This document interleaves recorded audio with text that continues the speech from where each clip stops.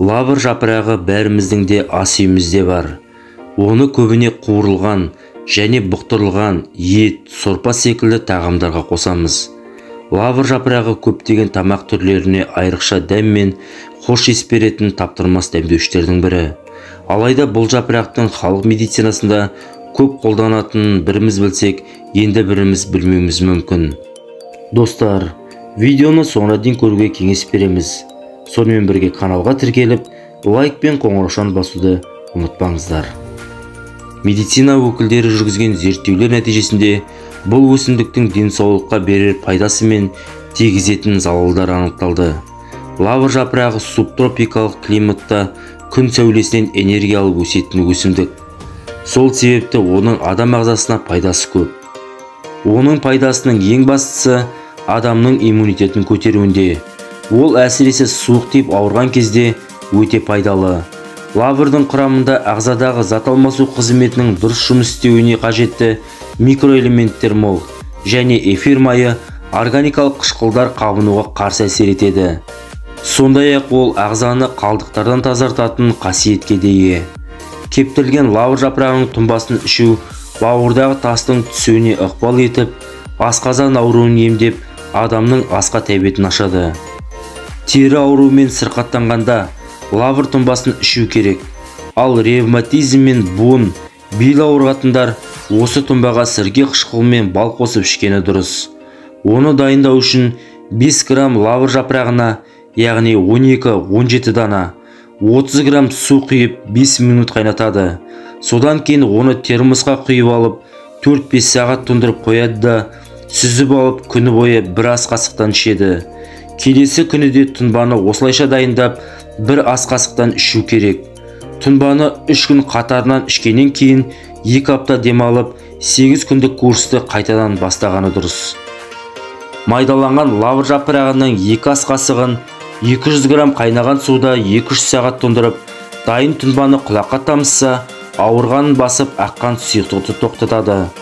Ал диабет ауруы кезінде 10 дана лавр жапырағын термосқа салып, 3 стақан қайнаған су құйып, 2-3 сағат тұндырып, суын сүзіп алып, ас ішерден 30 минут бұрын 3 мезгіл қабылдау қажет. Осы процесті 2 апта бойы жүргізіп, 2 апта демалыстан кейін тағы да қайталау қажет. Алғашқы 2 апталықта ағзадағы көмірсулар айналымы едәуір жақсарып, қант мөлшері қалыпқа келеді. Гайморитпен ауырғанда бұрынға лавр жапырағынан алынған майдың бір тамшысын тамызса, тыныс алу жақсарады. Сондай-ақ 10 дана лавр жапырағын 1 литр суға салып, бір қалыпты отта 5 минут қайнатып, оттан алған соң, сол қайнатпаның буына 5 минут тыныстауда гайморит кезінде жақсы көмектеседі. Лавр жапырағын іші өтіп ауыратындар ішті қатыру үшін де ішуге болады. Стоматит кезінде жас лавр жапырағын шайнау қажет. Құрамында эфир майы мен хош иісті заттар мол болғандықтан, лавр жапырағы туберкулездің де алдын алады екен. Сондай-ақ лаврды рак, диабет секілді дерттерді емдеу үшін де пайдаланады. Ол үшін 10 дана жапырақты жарты литр қайнап тұрған суға салып, 2 сағат тұндырған соң, сүзіп алып тамақтанардан 20 минут бұрын ішу керек. Лавр жапырағы ағзадағы жиналған тұзды шығарады. Ол үшін 20-30 дана лавр жапырағына 2 стақан қайнаған су құйып, 5 минут қайнатасыз. Белгіленген уақыттан соң қайнатпаны термосқа сүзіп құйып, 3-4 сағат тұндырыңыз. Дайын болған қайнатпаны 12 сағат бойы ұрттап ішіп отыру керек. Бірақ бұл емді шектерді тазартып барып жасаған дұрыс. Осы емнің әсерінен кіші дәретке жиі шыға бастасаңыз, онда сіздің бойыңыздағы тұздың шыға бастағаны. Емдік курсты жылына 1-2 рет қайталап тұруға болады. 30 дана лавр жапырағын майдалап, ұнтақтаңыз да 10 ас қасық бал қосып, үстіне 1 литр су құйып, қоймалжың болғанша қайнатыңыз. Дайын болған тұнбаны сүзгіден өткізіп, жатар алдында жарты стақанын ішсеңіз, бауырдың ісінгенін басады. Қайнатпаны тоңазытқышқа сақтауға болады.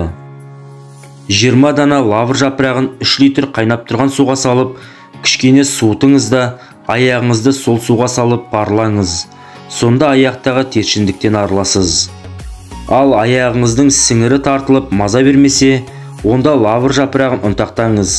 Оның 50 граммына 250 мл тазаланбаған өсімдік майын қосып, жақсылап араластырыңыз. Қоспаны қараңғы жерде 2 апта қоясыз. Белгіленген күннен соң дайын болған қоспаны ауырсынған жерге жақсаңыз, көп уақыт өтпей-ақ оң нәтижесін байқайсыз. Лавр жапырағының зияны. Ал лавр жапырағының зиянды тұстарына келер болсақ, оның ең бірінші кері әсері аллергия тудыруға бейімділігінде.